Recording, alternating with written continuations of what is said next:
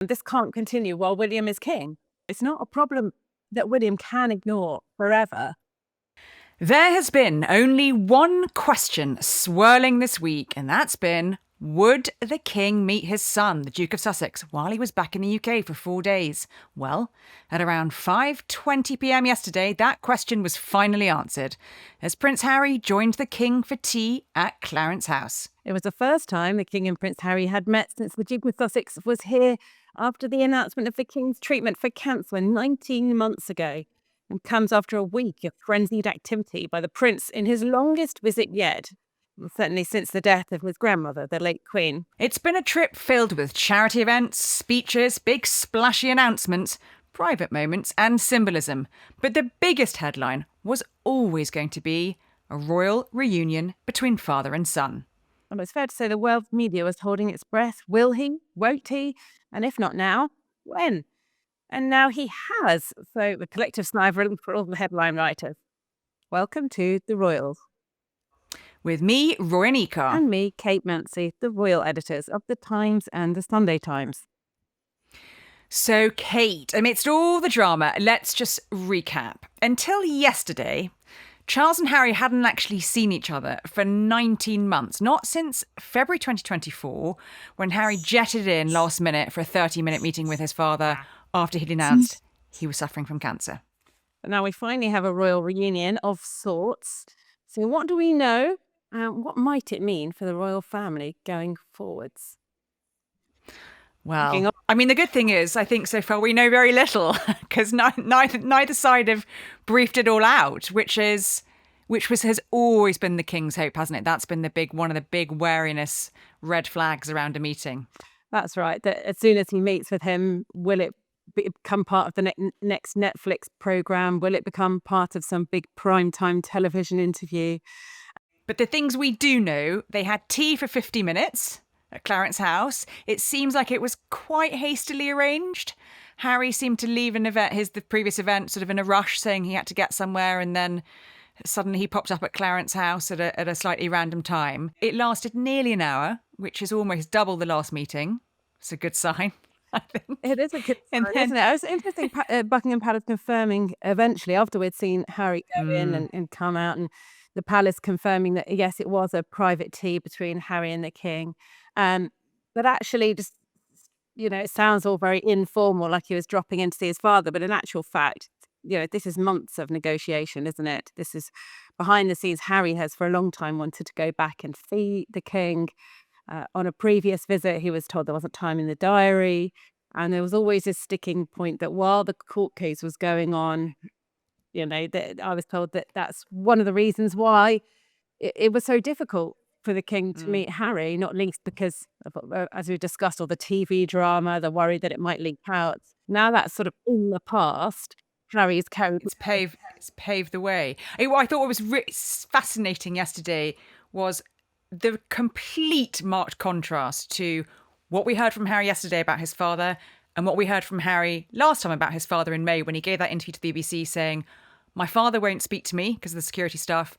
I don't know how much longer he's got left. He won't speak to me." Very ill choice of words. Yesterday, all we heard from Harry after the meeting, when he was asked at the reception last night, "How's your father?" he said, "He's great. Thank you." Now, that might sound insignificant to some people. It's just, 4 words. But for Harry to say something positive publicly about his father, that hasn't happened for a long time. And I think even in those 4 words, "He's great, thank you," I think that just goes to show how far this relationship might have moved along, even with a 50-minute meeting. And that's right. He seemed sort of visibly relaxed after he'd met the king as well, didn't he, Harry? So he left in a black car to go on to his next engagement, where he was having an Invictus moment for his Invictus Games representatives. And he was joking about, being delayed in the traffic. Obviously, he doesn't have his police blue lights. It's been a theme of this week, hasn't it? No more convoys, no more arriving on time. So he's having to sort of navigate this new world. It seems to me this whole trip has been him wanting to be Mr. Positive. We've had so much negativity from Harry. It hasn't played well for him. Here he is, bouncing around, being joyful, saying the king's great. And he does seem to have shifted his focus. Press the reset button was sort of how I looked at it last weekend. I mean, talking to people very close to him last week, there was very much the mood music coming from Harry and his camp that he wanted this trip to be seen as a reset to change that negative narrative of the last 2 years. All the last visits for the last 2 years have been angsty security battles with your family. And I think he might live in America, but he definitely cares what people think of him back here, not least his family, but also the public. And I think for him to be here for 4 days, we've seen images of him, with children at the Well Child Awards being really jolly, playing with, balloon fights with children, those lovely pictures in Nottingham, with that big splashy announcement about the £1.1 million donation. But he's there with young people. He's talking about his, the space that Nottingham has in his heart. The vibes, the images, the narrative of this visit has been completely different to Harry back in the UK of the last 5 years. Completely different. Yeah, I mean, reset is definitely the word, isn't it? Because he's not only resetting his kind of attitude towards everything by being more optimistic, more joyful, but I think he's also resetting himself in the UK as a kind of roving royal, because all the jobs that we've seen him do are echoes of the past. Yeah. Going back to what he's reminding everybody, when he went to Nottingham, that was a special place in his heart because that's where him and Meghan went after they got engaged. That was their first official. It's where I first met her. He brought her over and introduced her to me. How times change. And then, what was she like then? Lovely. He brought her over and he was like, Roya, Meghan, Roya, and wonderfully. And I just said, congratulations, they just got engaged. And we had a very brief chat, and wonderfully a Japanese tourist was recording it on their phone. And I was like, I don't suppose you could send me that video, which they did. But the joy of that moment and that sort of that first trip to Nottingham, you're right. He definitely wanted that evoked a little bit when he went to Nottingham this week, didn't he? He wanted that kind of buzz around him, that happy buzz to come back. And it was. There were 100 people there waiting for him going, we love you, Harry. There was a woman saying the man, the myth, the legend on her T-shirt for Harry. She was a real fan. And he hasn't seen that for a while in the UK. Well, exactly. So there he is in Nottingham. That's a success. Then he went to the Centre for Blast Injuries at Imperial College London. Now, back in 2013, he opened a laboratory. So again, ties to the past, but bringing it forward into the present day. Well Child, we know that he's had a very long association with them. That was the award ceremony in London on Monday night. I went along to that and saw him, actually. And I have to say that the thing I really noticed about him was when he arrived at the Well Child Awards and he walked in, and obviously there was a group of us there, media, photographers were outside, approved media inside. And the last few times, I've seen Harry, whether that's been at a coronation or a funeral, we're quite far away. We're very close on Monday. He came in and he sort of smiled. He was smiling. He looked relaxed. He was smiling kind of with the media. And that, again, whatever he was feeling inside, he was like, I'm gonna put on my game face and smile at the media rather than glare at them, which is what we've become used to. And that was a change. He does give the air this week of somebody who's just had a load taken off their shoulders. And so to have got that meeting, I tell you what I want to ask you about, Kate. What are your views, and I'm sure you have some, on how his engagements, which have not looked, as you say, dissimilar to royal engagements, on how they have been covered by the media in terms of there have been select media, in terms of the way that you and I are part of the Royal Rota. Harry on this trip has chosen select media that he considers friendly to him, to be part, to pool the material inside the engagements to the rest of the media. I think that it's been quite interesting to see who he's chosen. Some has been quite surprising because some of the reporters have actually not done wall-to-wall positive coverage. But it's interesting, given Harry and Meghan very clearly said they would never sort of, work with the British media in that way again. They have been on their terms. And what I was told by people close to him, it was his attempt to curate the narrative around the engagements too. And I just was keen to get your thoughts on that because I think it's fascinating. Yeah, I think it is. It's interesting. Again, it's the reset button, isn't it? It feels like it's the new Harry, but a little bit back to the old Harry. And goodness, perhaps he's seeing the benefit of the Royal Rota. Imagine that. You can have an experienced journalist who goes in rather than having a whole 20 odd reporters following you around trying to write down what you're saying. You can have somebody who's trusted to go in and then share that material, that copy, as we call it, the words, with other reporters on the outside. So it has been really interesting for me to see that they are not just kind of invoking a kind of rota system to report on what Harry's saying, but also the fact that all the communication from his office is very much in the vein of what would have come out from the palace. So we're seeing emails that, have what's called operational notes on. That's very much straight out of Royal your household. playbook. Straight out of the royal household central casting, isn't it? It is. And there's probably a very good reason for that, because it works. It's a very clear way of getting your message across. It's a very clear way of covering events and making sure that you get that kind of wall-to-wall coverage, and everybody who wants that information, those pictures, those words, can get it. And it's all just part of, are we seeing a new Prince Harry? I think we have this week. And I think it's actually new and improved, but a version on the old Prince Harry that people loved. It's like he's sat round a boardroom table in Montecito and gone, well, why was I so popular? Oh, I was popular for this, this, and this. Okay, well, let me just go back and do that. And that's what he actually loves to do. And you talk about, he's given this £1.1 million donation to children in need in Nottingham to help projects that stop youth violence. But he also then went and gave another $500,000 to help children who are being evacuated from Gaza, who have been injured in humanitarian disasters out there, and Ukraine. And he's helped provide, some of that money will go towards kind of blast injuries and prosthetics for children who've lost their limbs in the war. So he's not coming over asking for anything this time. He's not asking for an apology from his father. He's not asking for the country to do something. He's come with a smile on his face and said, let me give you something. And I think it's absolutely been the right strategy. Now, on Monday, Kate, the day that he arrived and started making 4 days of headlines, he started the trip with a really poignant visit to his grandmother's tomb at St George's Chapel, Queen Elizabeth, the late Queen Elizabeth, of course, because he landed in the UK on the 3rd anniversary of her death, September the 8th.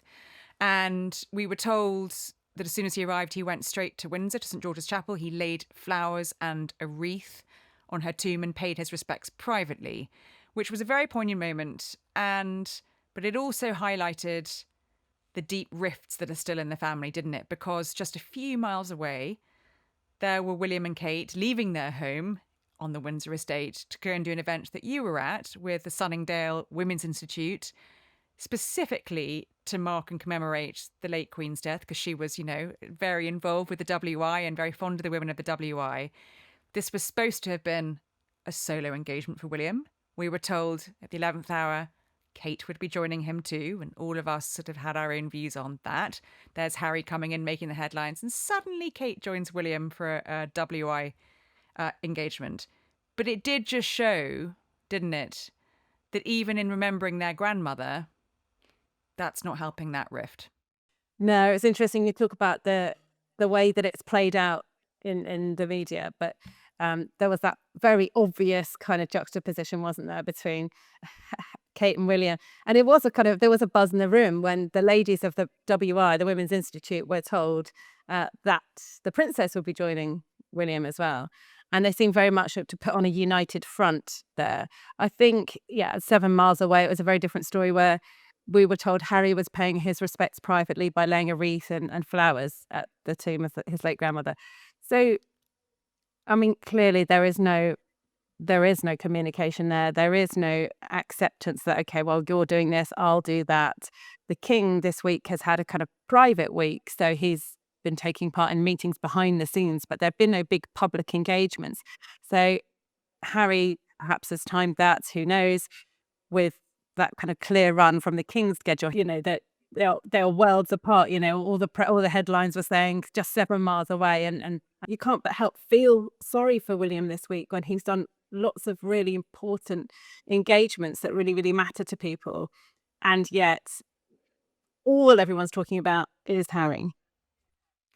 I went to Cardiff with William yesterday to do, what was a very poignant engagement marking World Suicide Prevention Day. He was launching a new mental health hub in Cardiff for a foundation called the Jack Lewis Foundation, which was set up in memory of a guy that took his own life age 27. And, for William, that is the bread and butter work that he is doing week in, week out. And I think he's pretty sanguine, but probably still very annoyed that he knew that was not going to make any coverage in today's papers or yesterday's headlines. He knew a meeting was on the cards between Harry and his father, which was going to steal the oxygen. And, I think all of that is tied up in, it's not just that the wounds run very deep for William in terms of the book that Harry did, the documentary, all the things that have been said about the family. It's that too. It's the Harry gets to come in and, spread the magic dust around, and then he goes back to California, whereas William is doing the week in, week out stuff. But also, I think, the whole speculation and question mark around a reconciliation with William, which I think all of us are very realistic about, is much more unlikely or much further away than with the king. Is that, can there really be any meaningful reconciliation or reunion in the family if William's not on board? I don't think so. He is the next king. He will determine quite significantly what Harry's future looks like in terms of when he comes back here. Yeah, I agree. I think what we've seen this week, there has to be some sort of reconciliation with the king. There has to be some sort of offering for Harry. It's quite clear. He's made it really, really clear. He's not going away. He's not going to abandon these projects that he still feels drawn to in the UK. So, but at the same time, this can't continue while William is king. It's not a problem that William can ignore forever. And he, as you say, Harry wants to keep making it work for him here. And as I was told last week, he wants to keep making it work from here and come here much more. And I think, particularly now having seen The King and the path there being a little bit smoother than it was a few months ago, he will keep coming back here more. But what, I was told last week was that he wants to keep coming here more, and he does still want to try and bring his family. Now, we've had the whole security thing battered away by the courts and the Home Office. That's been through the courts. That's not going to change, I don't think, anytime soon. I was told he'll keep privately lobbying the government. I suspect with what's going on with the government at the moment, re-looking at Harry's security is not going to be high on their agenda. So it begs the question, if he wants to keep coming back much more, and I suspect we will see him back more regularly now, what's he going to do about that issue where he says he wants his children to know where he grew up? He wants his children to know their grandfather. Archie and Lilibet have not seen the king for more than 3 years. They won't remember him in person. So how is that going to work? Because either we've been told by Harry's team that he's aware of all the risks. He sees all the security risks that comes in. He's willing to take more of a risk by himself, but he's not willing to put his family through that. But he says he wants them to come back with him. How's that going to work? Well, that's a good question. I mean, whether he can put in place some sort of private security that both he and Meghan are happy with to get Archie and Lilibet over here. But either that or he changes his tune. We've seen a massive key change in his tune this week. He's singing a completely different song. So I mean, of course, the big thing on the horizon is Invictus, isn't it, in 2027 in Birmingham?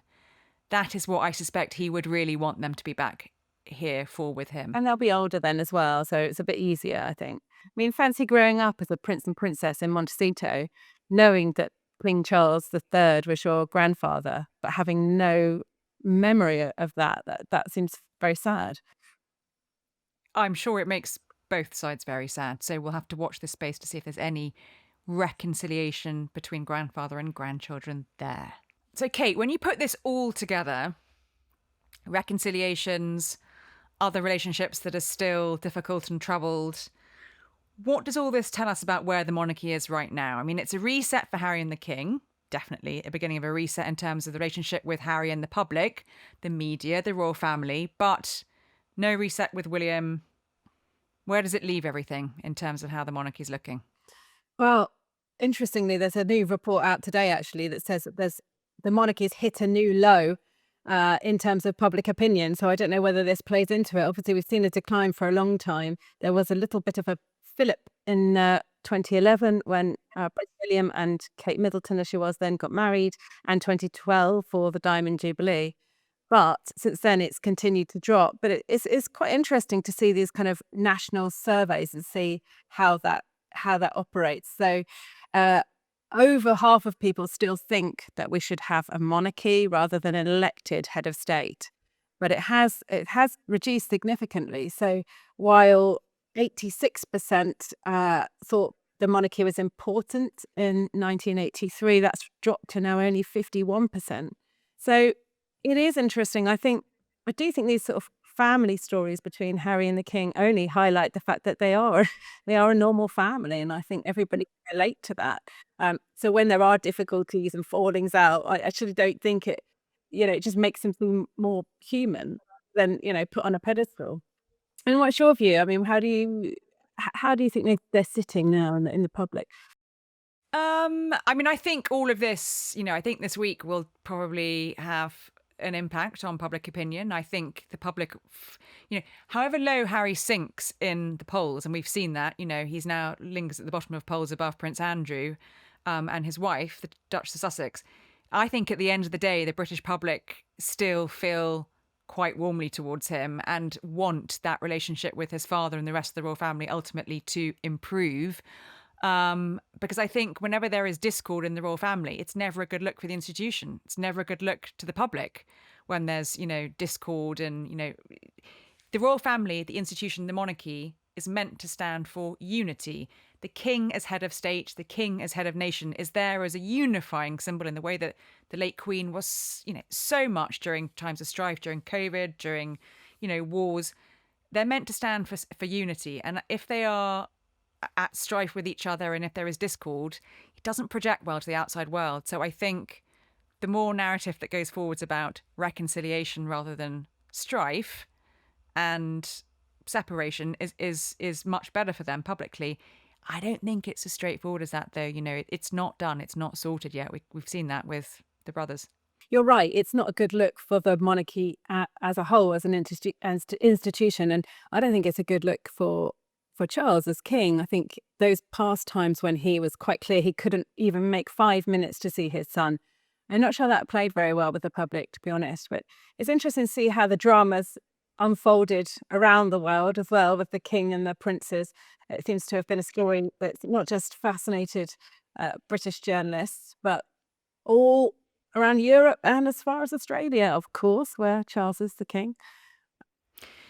In Madrid, ABC were calling this Harry's viaje decisivo, his decisive trip.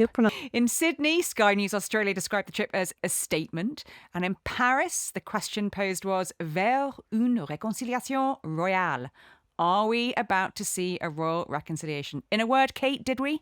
Towards a reconciliation royale. I think that hits the nail on the head. We are going towards one. Towards one. Yeah.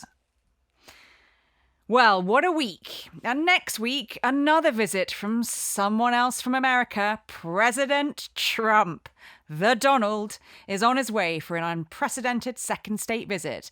And we now know it's going to be quite spectacular.